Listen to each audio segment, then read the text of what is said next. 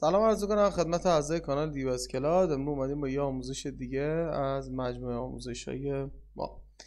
این چند وقته خیلی سر صدا بوده که ما لوکال نمیتونیم دیگه بگیریم، به دو تا سرور نمیتونیم تانل بزنیم، سرور مبدا و مقصدمون ارتباطش حالا به هر دلیلی می اومده بودیم با جی آر ای زده بودیم، با سیت زده بودیم، یا این هر اسمی که میذارید. من چون میدونم خیلی ها اصلا بحث تخصصیشو مطلع نیستن،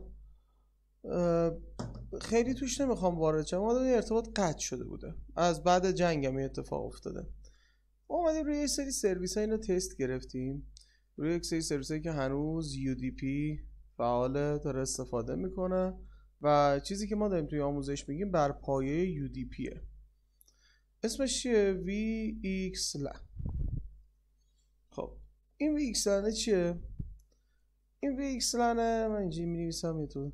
الان توی گیت هاب اسکریپت های زیادی وجود داره که بر این پایه کار میکنه، مثل لنا و مثل آزومی عزیز که حالا عموما به اسم خودش میذاره همون VXLAN، بعد و خیلی دیگه، و یه دونه هم حالا خودمون الان اضافه کردیم بهش.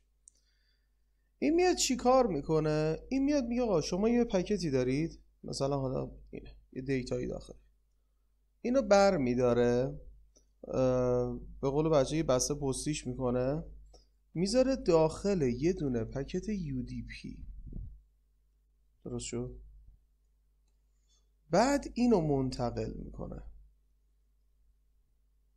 باعث میشه که یه مقدار تشخیصش سخت‌تر بشه و اون محدودیتی که میدونی دور زدش.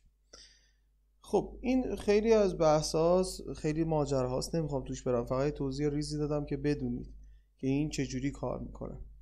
برای اینکه زیاد وقت رو نگیریم مثل خیلی از رفقا، ما میایم آموزش شروع میکنیم. اینو ببندیم. خب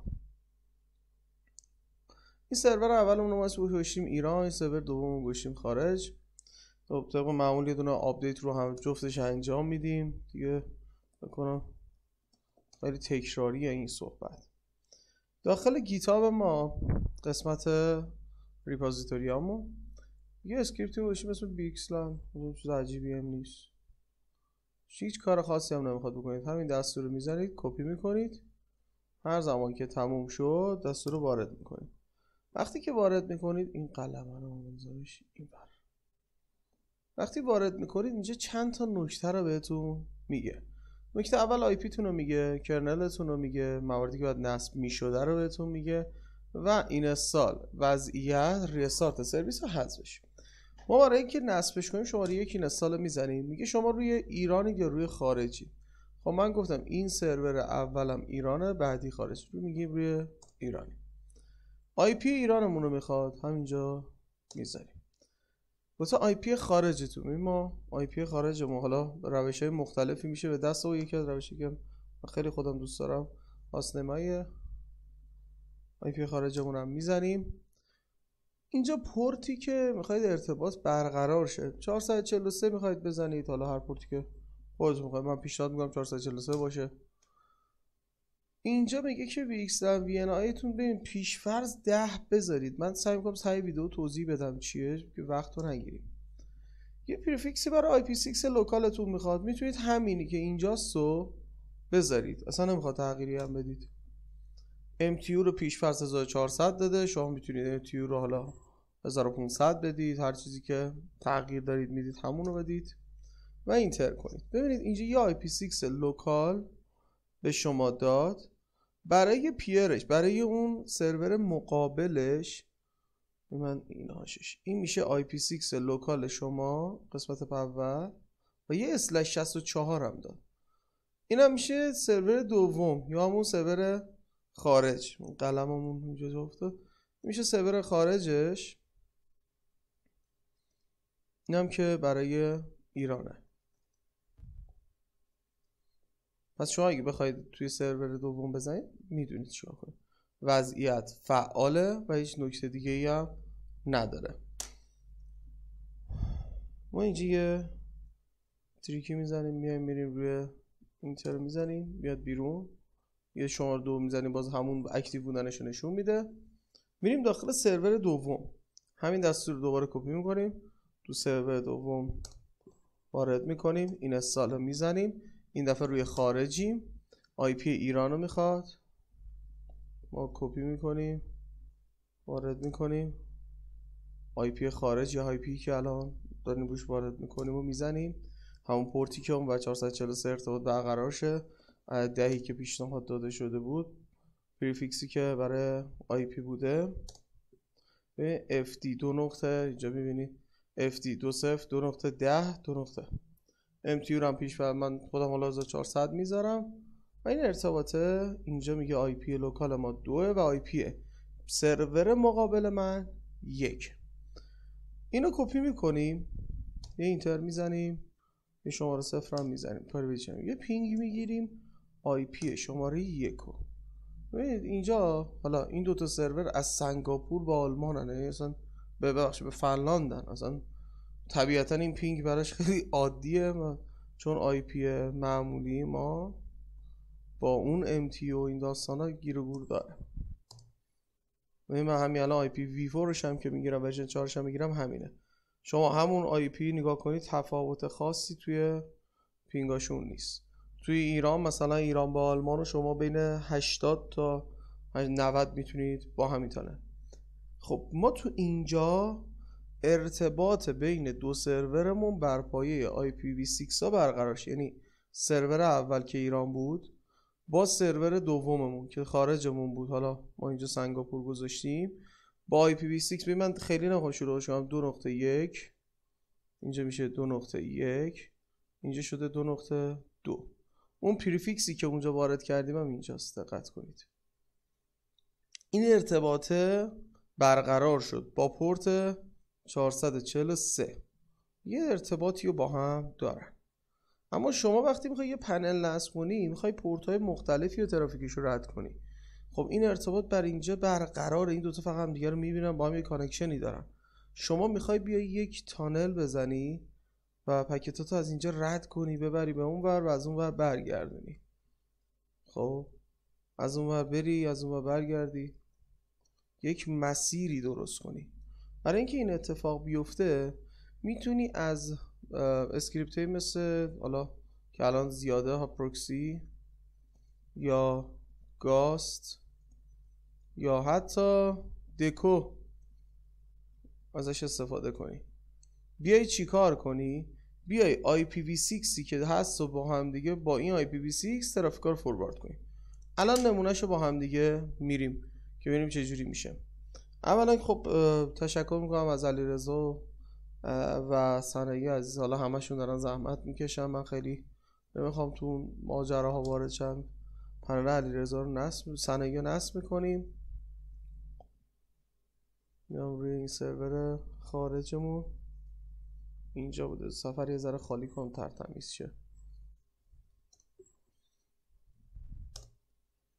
ما اشتباه اومدیم، آره این برباد بشه، این خارجمونه، اینم ایرانمونه. ما میایم اینجا پنل رو نصب، پنل نصب کردن دیگه ساده است، فقط دستور رو وارد میکنید. چون من میخوام رندوم باشه اینو میزنم، خودش حالا پنل رو واسه میسازه، اصلا وقت این چیزا رو هم ندارم. این یوزرنیم پسوردی که الان داده شده،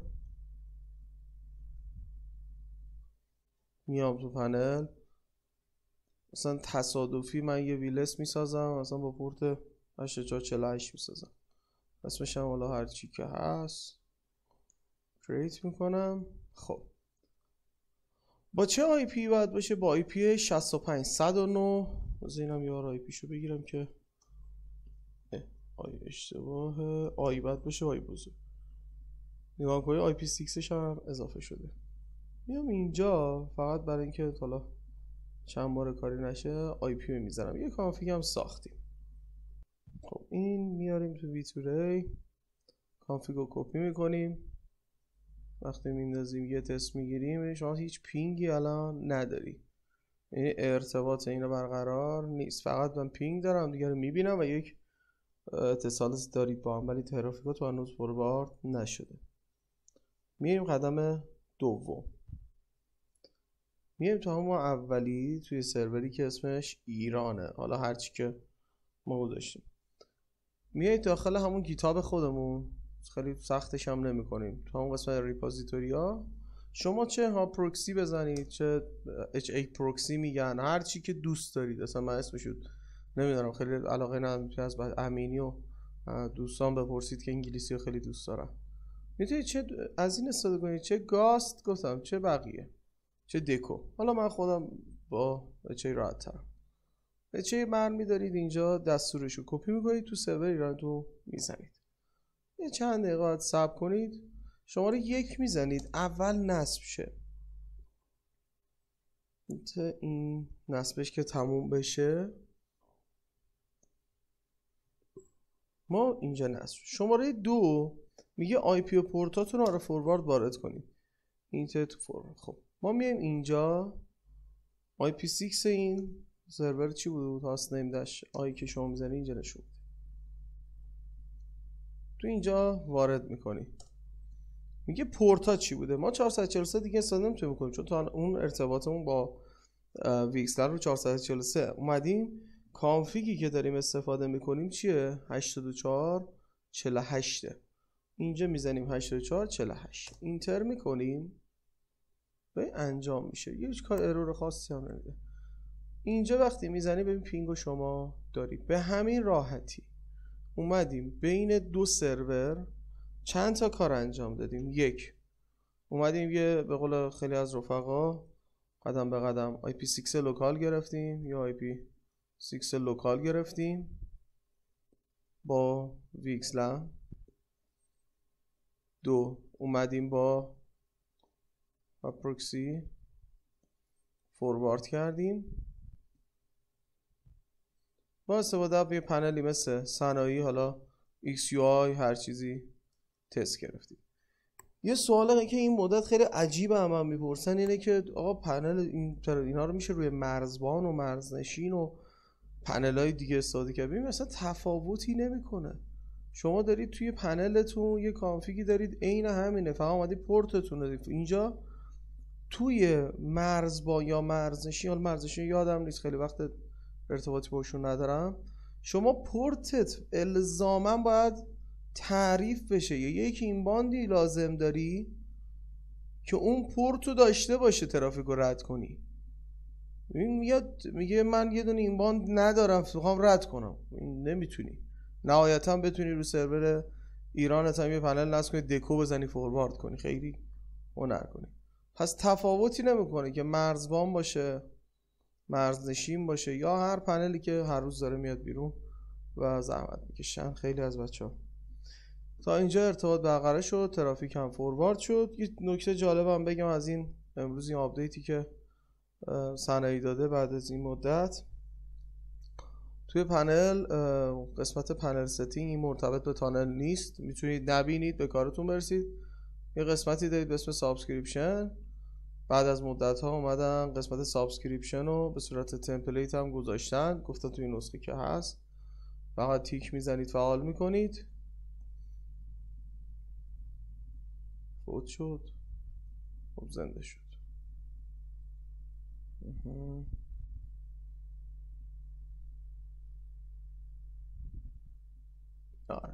این صفحه رو گذاشتن. البته ما خودمون اسکریپشن نوشته بودیم اما بالاخره به خودش اومده یه چیزی گذاشته.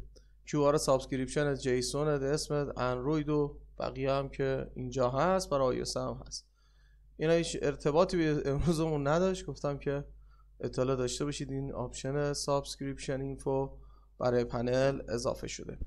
خب خیلی خوشحالم از اینکه یه آموزش دیگه کنار هم بودیم.